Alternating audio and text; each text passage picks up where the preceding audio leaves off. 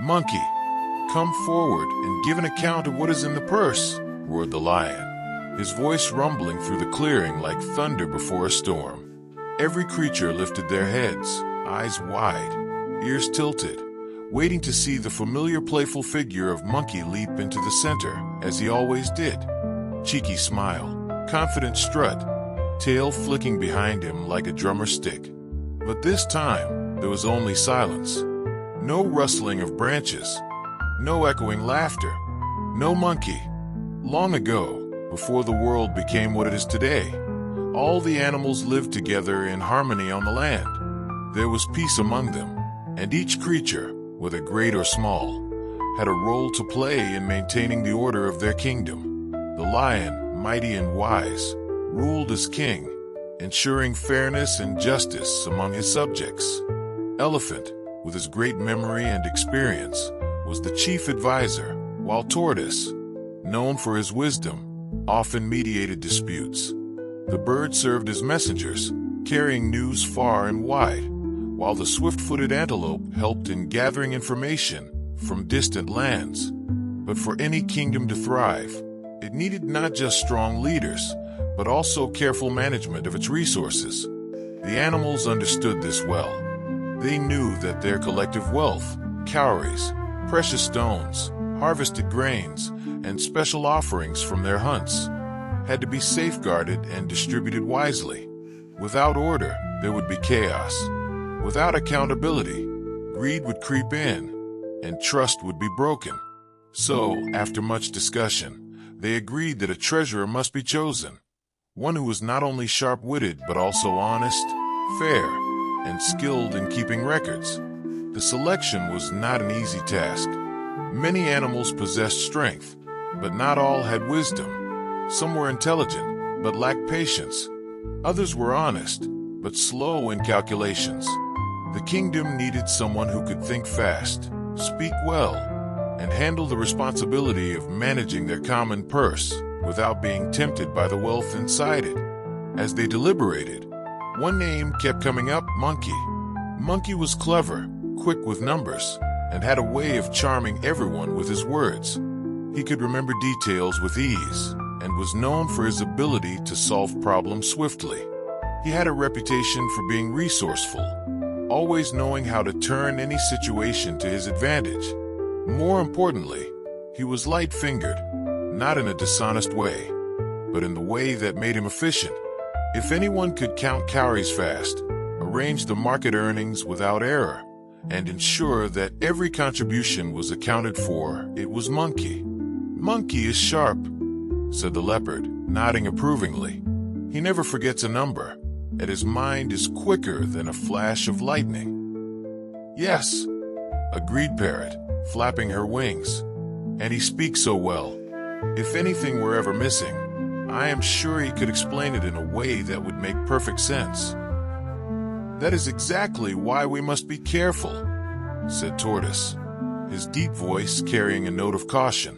"A sharp tongue and quick hands can be a blessing, but they can also be a curse if not controlled. Are we certain that Monkey will not let greed creep into his heart?"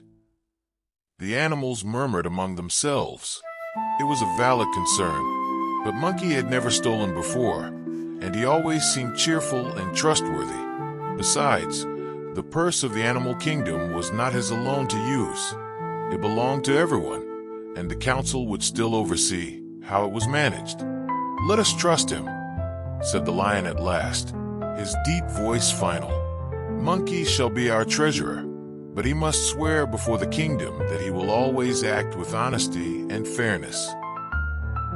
And so, before the gathering of all creatures, Monkey was given the great leather purse of the animal kingdom. He stood before the council, his tail swaying behind him, and declared in a confident voice, "I, Monkey, promise to keep this purse safe, to be fair in all dealings, and to never take what does not belong to me. May the spirits of the land bear witness."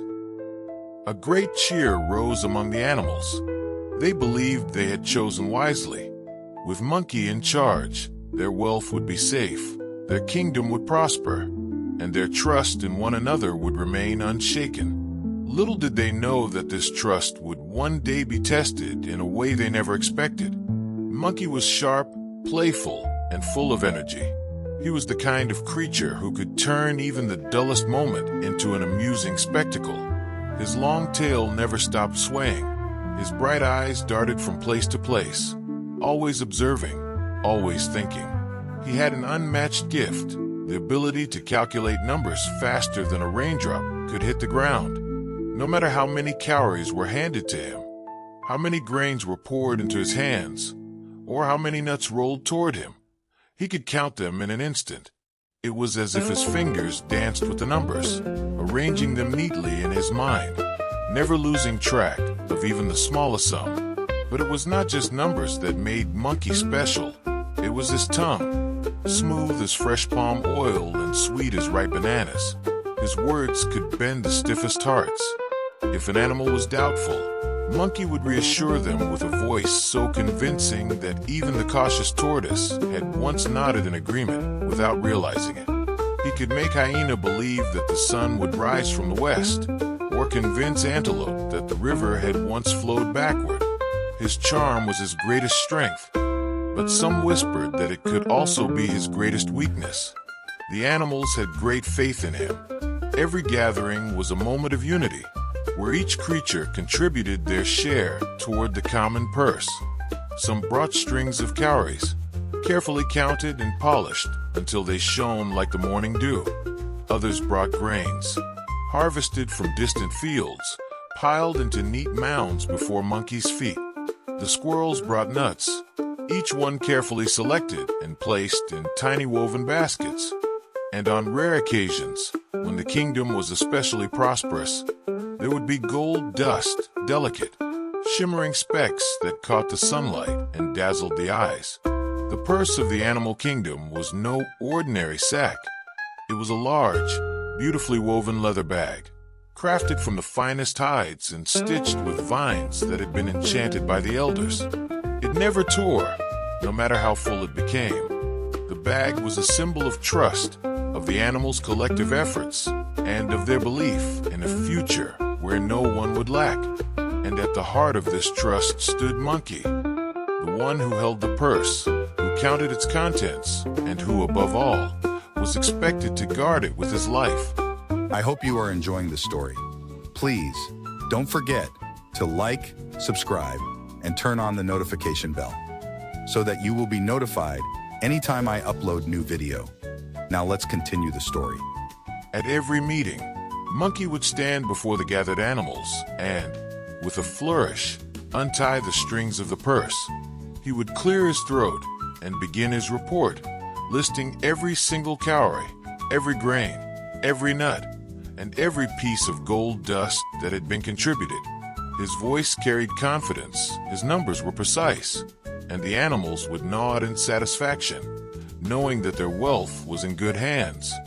For many moons, everything ran smoothly. Monkey performed his duties with enthusiasm, and the animals never had a reason to doubt him.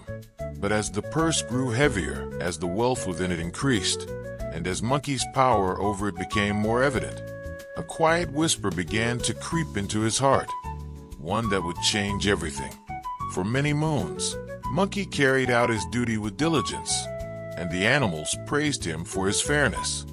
Whenever an animal was in need, a sick leopard too weak to hunt, a hungry antelope who had lost his way in the dry season, or a struggling tortoise whose slow steps had kept him from gathering enough food, Monkey would dip into the great leather purse and distribute the wealth accordingly.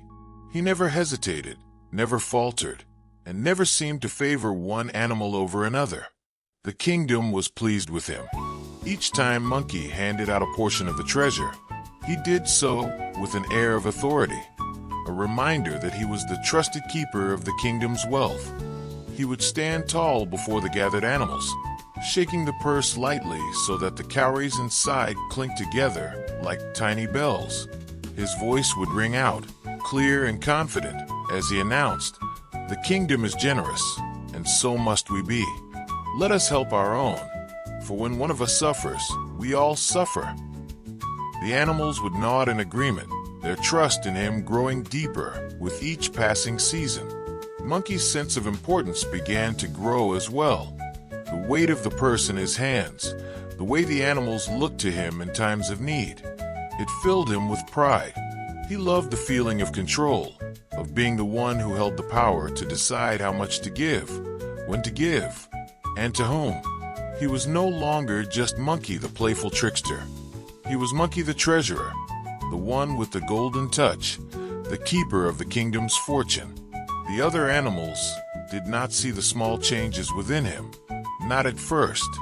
They did not notice the way he held the purse a little closer to his chest, or how his fingers sometimes lingered over the cowries a moment too long before passing them on.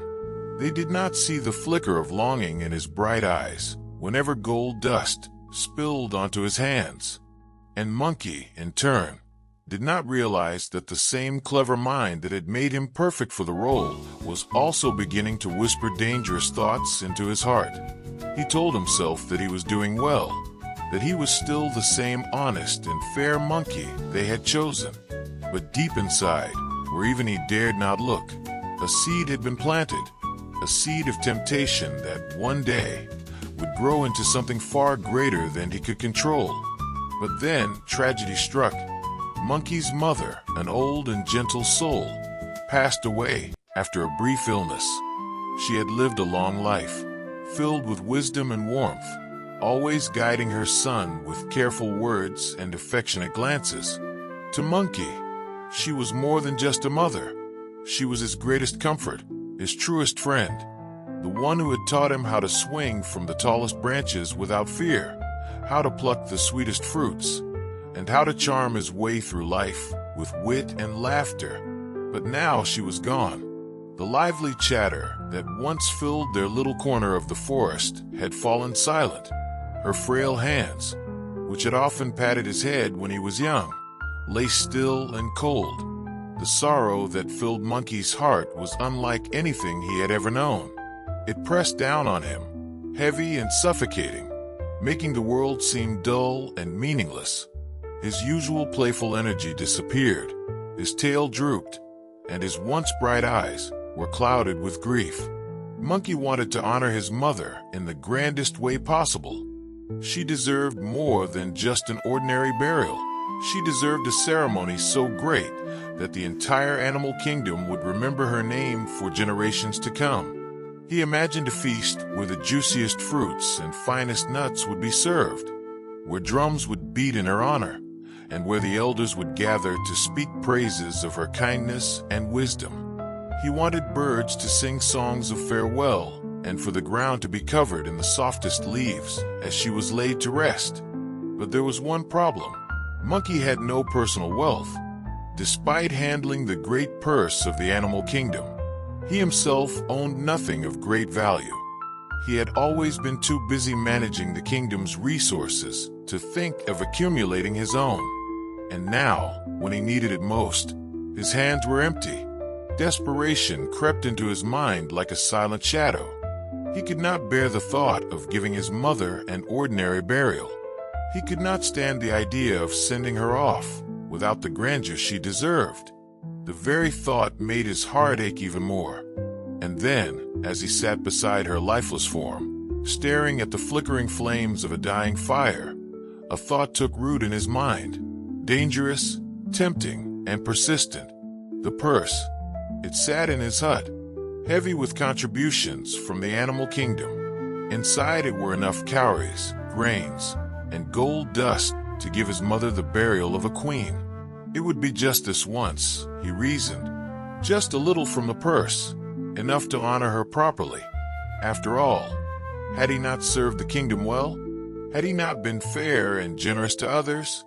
Was it not his turn to receive a little kindness? The longer he sat there, the stronger the thought became. And as the night stretched on, the weight of grief and longing finally overpowered the voice of reason. With a deep breath, Monkey made his decision. So, as night fell and the other animals slept, Monkey sat alone in his hut, staring at the large leather purse of the animal kingdom. The flickering light of his oil lamp cast long, shifting shadows on the walls, making the bag appear larger than life. His heart pounded in his chest, a deep and steady drumbeat of hesitation, fear, and longing. He had held this purse for many moons, counting its contents with steady hands and a clear mind. But now his hands trembled, and his thoughts were tangled in a storm of grief and temptation. He told himself, "I am the treasurer. The money is in my care. Perhaps I can borrow from it just this once." The words felt lighter when he spoke them aloud, as though voicing them made them less dangerous. He shifted where he sat, gripping his knees, trying to convince himself. After all, when the animals die, don't we contribute for their burials? My mother was one of us. She lived among them, laughed with them, shared in their joys and sorrows. Shouldn't she be honored too? But another voice, a softer, more cautious one, whispered in the back of his mind, "The purse is not yours, monkey. It belongs to the kingdom." He clenched his teeth, shaking his head as if to drive the thought away. No, this was different. His mother had given him life, had raised him with love and wisdom. If he could not use the kingdom's wealth to honor her, then what was the point of holding it at all? Monkey rose slowly to his feet, pacing back and forth, his tail curling and uncurling with each heavy step. He imagined what the other animals would say if they found out. Would they understand? Would they forgive him? Surely they would. Had he not been generous with them in times of need? Had he not dipped into this very purse to help leopard when sickness had struck, to feed antelope when famine had come, to support tortoise when he struggled? Was it not his turn now? His eyes flickered back to the purse, the thick leather pouch that had never felt so heavy before. He reached out, hesitated, then drew his hand back as if the bag might burn him. His chest tightened, and his breath came in short bursts. If he took from it now, there would be no going back. The room felt smaller, the air thicker. His mother's lifeless face flashed in his mind, her gentle smile, the warmth in her eyes that had always made him feel safe. He could not let her go in silence. He could not allow her to be buried like an ordinary creature, forgotten within days. She deserved to be remembered, to be honored. With one final, shaky breath, Monkey reached for the purse. This was not stealing, he told himself. This was not betrayal. This was love. And so, with trembling hands, he loosened the strings of the purse and dipped his fingers inside. Without a second thought, Monkey untied the leather strings of the great purse. His fingers trembled as he reached inside, feeling the smooth, cold touch of cowries, the rough texture of grains, and beneath it all the fine, glittering dust of gold hidden at the very bottom. His heart pounded in his chest, but he did not hesitate.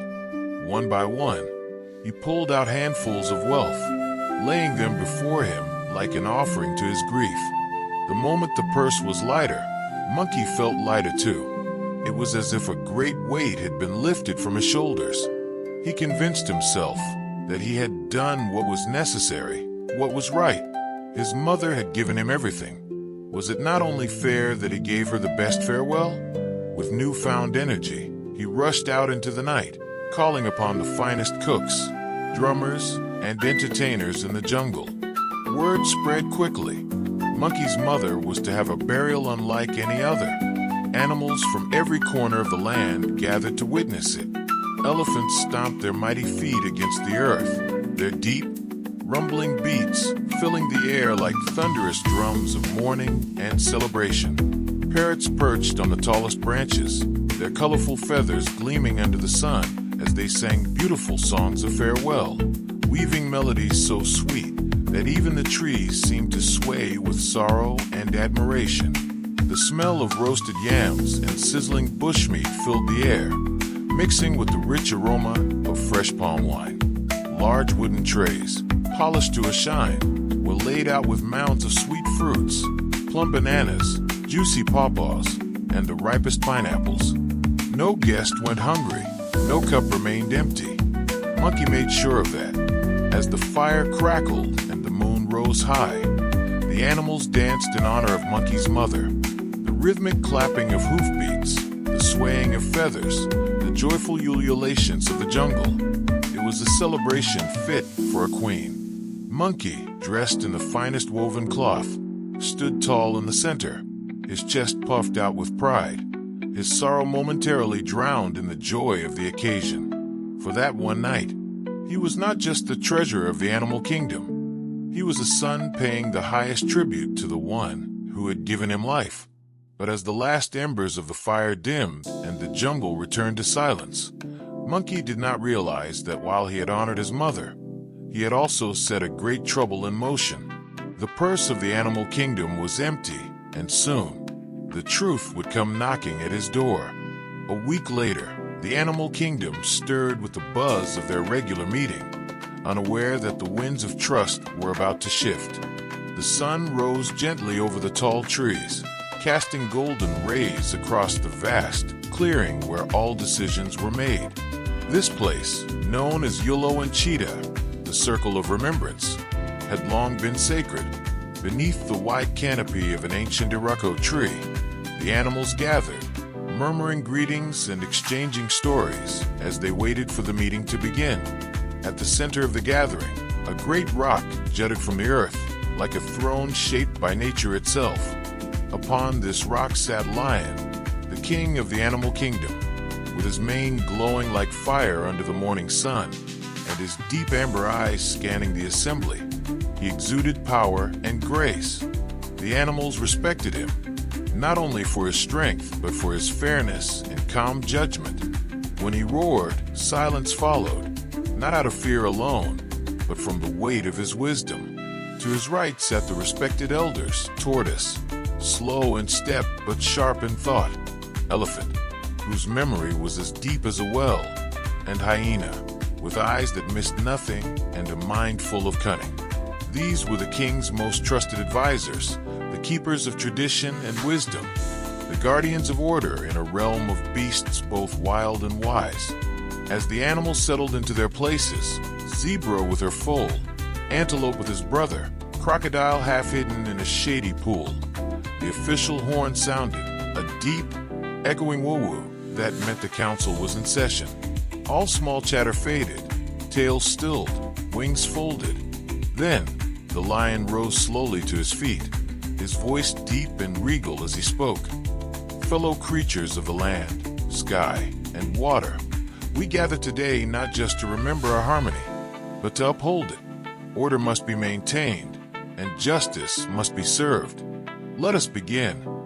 He paused, glancing at the leather-bound scroll that Elephant had unrolled before him. His voice carried across the clearing, strong and steady. Let the treasurer come forth and give an account of the wealth of the kingdom.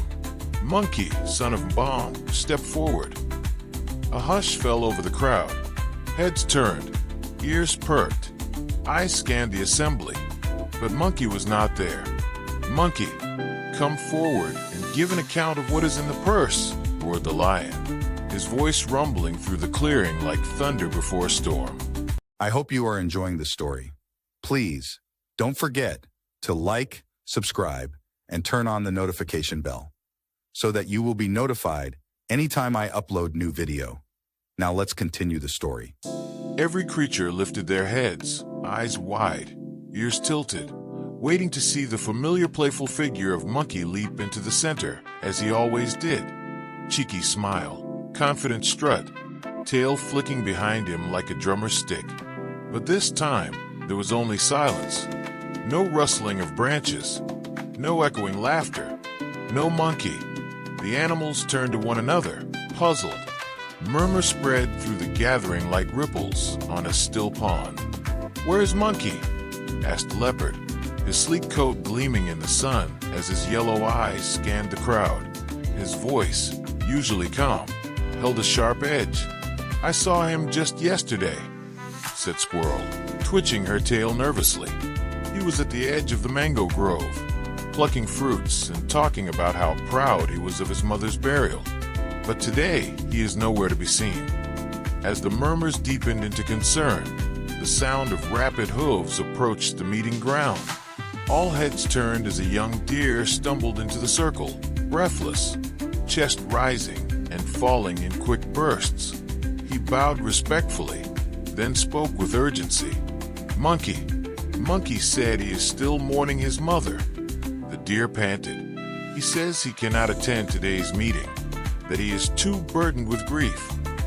A wave of whispers broke across the crowd. Some animals nodded sympathetically. Mourning was sacred, but others narrowed their eyes, suspicious. It had been a week, and Monkey had never missed a single meeting in all his years as treasurer. Tortoise, who had been silent until now, slowly opened his eyes and leaned forward. His voice was low but firm, like an elder oak bending in the wind but never breaking. "The kingdom's purse is not his personal property," Tortoise said, his gaze cutting through the gathering. "We all contributed to it, feather and fur, tusk and claw. If Monkey took from it, whether for joy or sorrow, he must give an account. That is the law of balance." Elephant nodded solemnly, while Hyena let out a grunt of agreement, his usually sly grin replaced with a frown. Lion's golden eyes swept over the animals, then returned to the young deer. He rose once again, his mane catching the light like a halo of judgment. "Very well," the lion declared. "We will wait until the next meeting. Tell Monkey that his presence is no longer a request, it is a duty. If he does not come, we shall send for him. And if he runs, we shall find him." A collective murmur of agreement followed the lion's decree. The weight of the moment settled heavily upon the animals. The silence that followed was not just one of waiting, but of warning. Somewhere far beyond the circle of Yolo and Cheetah, Monkey sat alone, high in the trees, staring down at the world he had once moved so freely in. The animals slowly dispersed after the meeting, tails low and thoughts heavy. But not all had truly left. Behind a thick-barked ogilicide tree near the edge of the clearing, Monkey crouched in silence, his heart pounding so loudly he was certain even the grass could hear it. He had come secretly, not out of duty, but desperation, to hear if the council would forgive him, if perhaps they would understand the weight of grief he had carried. But as he listened to the king's words, to Tortoise's stern judgment, and to the collective disapproval that echoed through the circle of remembrance, fear gripped him tighter than a python's coil. Sweat beaded his fur as the truth settled in. He had no way to repay what he had taken. The purse had not just held cowries and gold dust. It had held the trust of every creature, from the proud leopard to the tiniest termite. Monkey had believed that grief might be a worthy excuse, but now, crouched in shame and shadows, he realized that sorrow could not cover what he had done. "If I go to the next meeting," he whispered to himself, "what will I say? Forgive me. I was mourning. That won't return the grains, the nuts, the cowries, the trust." He looked down at his nimble fingers, the same hands that had been trusted to count the kingdom's wealth. Now they shook with guilt. The sun rose and fell again. Days passed. The trees whispered among themselves. Birds chirped of the treasurer's absence, and the wind carried the scent of suspicion. When the next meeting day came, the animals gathered once more, heavier with expectation. The lion's face, usually calm, now showed the tight-lipped frustration of a ruler pushed to the edge of patience. He sat taller than before, his eyes sweeping the gathering, searching. "Where's Monkey?" he asked again, though he already knew the answer. No animal responded. They simply looked away, ashamed that none had seen him, or worse, that someone might have, and said nothing. Lion stood, his voice no longer a growl, but a full-throated roar of command. "Enough. From this day forward, let it be known across every den, nest, and burrow. Whoever sees Monkey must bring him to the council. No more hiding, no more excuses. Let him come and tell us, with his own tongue, how he spent the contents of the purse." A shiver passed through the crowd. The order was clear. Monkey was no longer just a treasurer. He was now a fugitive of accountability. And from the shadowy canopy of the forest, high in the trees where no lion could reach and no tortoise could climb, Monkey watched and wept. From the moment lion's decree echoed through the kingdom, the jungle changed. What once was a land of harmony and laughter became a ground of quiet suspicion and restless feet. The animals no longer moved about as freely. Each creature, from the slow-moving snail to the swift-footed antelope, had ears and eyes open. They were not just going about their daily lives anymore. They were hunting for one of their own. Monkey. He had once been the pride of the community. Now he was a shadow to be tracked, a question that needed answering. Hyena, ever eager to please the council and perhaps sniff out a reward, roamed the forest paths, nose close to the ground, chuckling lowly to himself as if amused by the chase. He can't have gone far, he muttered, pausing to sniff the bark of a tree. Grief doesn't make you invisible. Leopard, quiet and calculating, kept to the edges of the kingdom. His sharp claws clicked softly against stone as he sharpened them in preparation, not necessarily to harm, but to remind all of what waited if justice was defied. He did not speak much, but his eyes glinted with determination. High above them all, watching from a tangle of branches thick with leaves, Monkey clung to a tree like a frightened child hiding from thunder. He had once loved the ground, where he played, where he laughed, where he made speeches and danced during festivals. But now, the earth had become enemy territory. His cleverness had always helped him win games, outweed rivals, and bring joy. But now, it was the only thing keeping him free. He moved at night, hopping from tree to tree, avoiding moonlit patches where his shadow might betray him. He listened to the heavy step of elephant, the slithering whisper of python, the alert whistle of bird. They were all looking for him. And when he saw hyena sniffing around the mango trees near his old hut, laughing lonely and speaking as if he knew Monkey was nearby, a cold realization washed over him like river water in Harmattan. His time was up. He could no longer walk freely on the land where he had once been honored.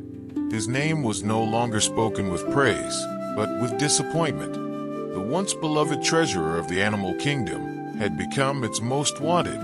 Monkey didn't wait to hear more. He climbed higher, deeper into the canopy, letting the branches cradle him like the only friends he had left.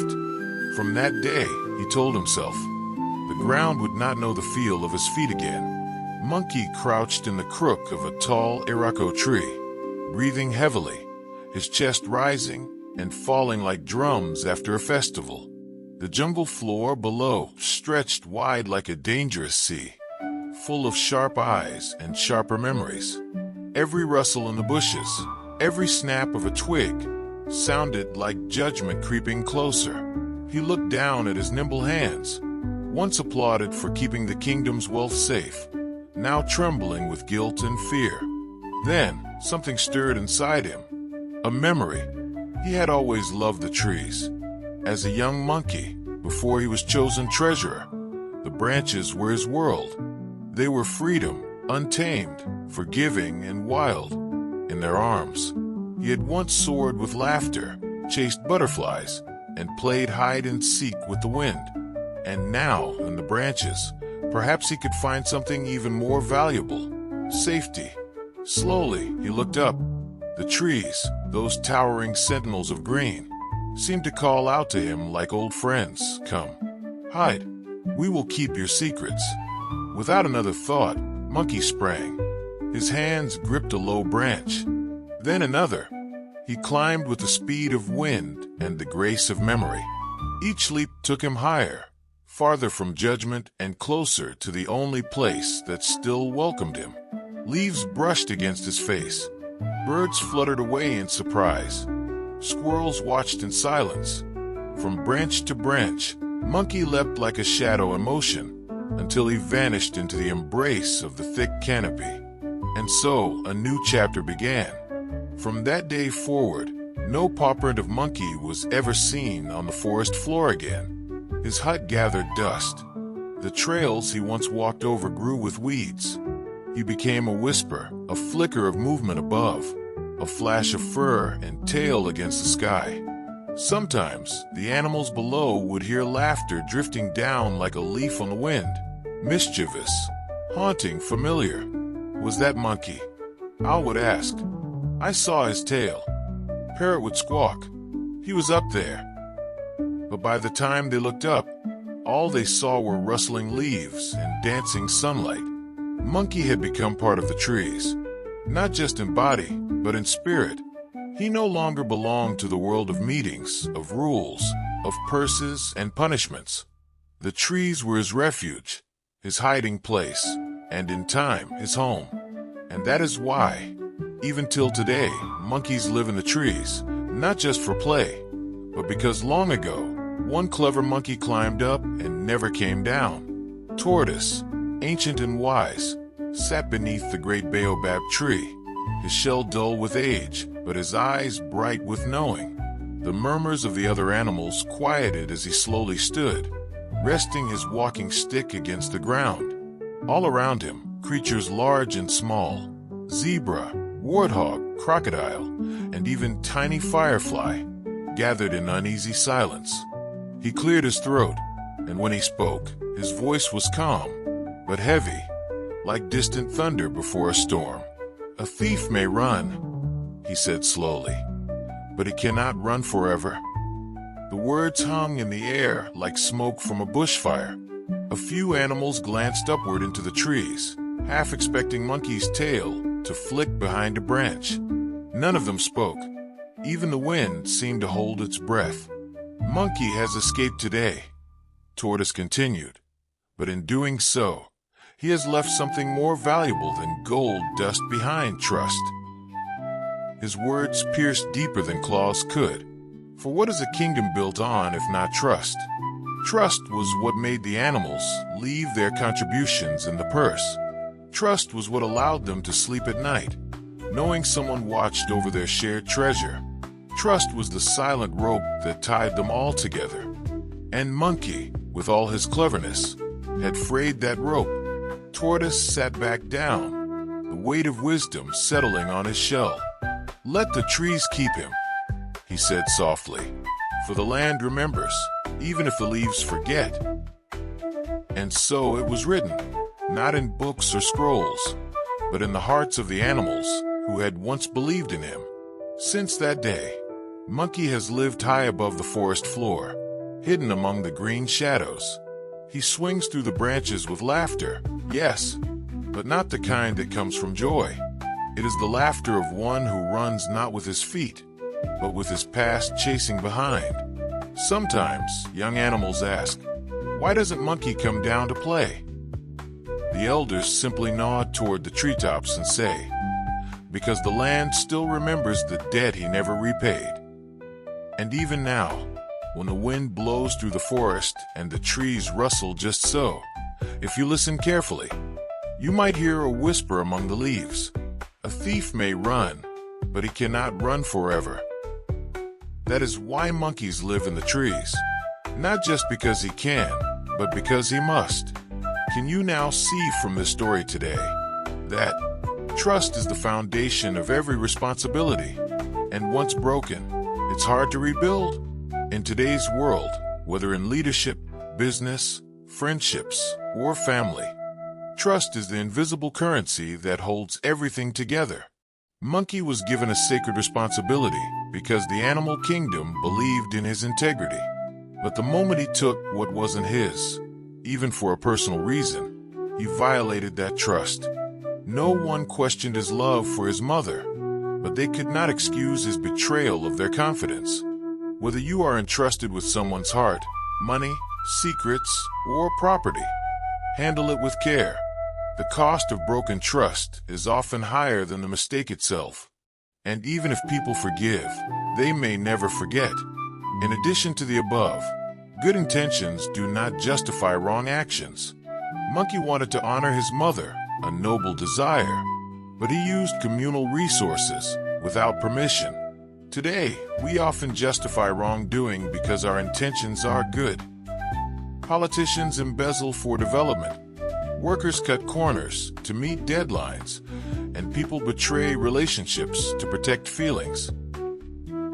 Yet, right actions must be taken the right way. Integrity is doing the right thing, even when no one is watching. If you must help yourself or others, find a righteous path. Good intentions do not erase wrong methods. Conclusively, running from accountability never solves the problem. Monkey hid in the trees to avoid facing the council, but his absence said more than his presence ever could. In today's world, people run from consequences, ghosting employers, avoiding debt collectors, blaming others for their mistakes. But escape is not a resolution. Eventually, what you run from may grow bigger than what you feared. True strength is shown not in escape, but in accountability. Owning up, apologizing, and making restitution may be hard, but it earns respect and may even restore broken relationships. Thanks for watching today's story. I believe you enjoyed every bit of it all. Now I want you to do me one favor, subscribe to this channel, like and turn on the notification bell if you have not done so that whenever I release my next video, you will be notified immediately. See you soon.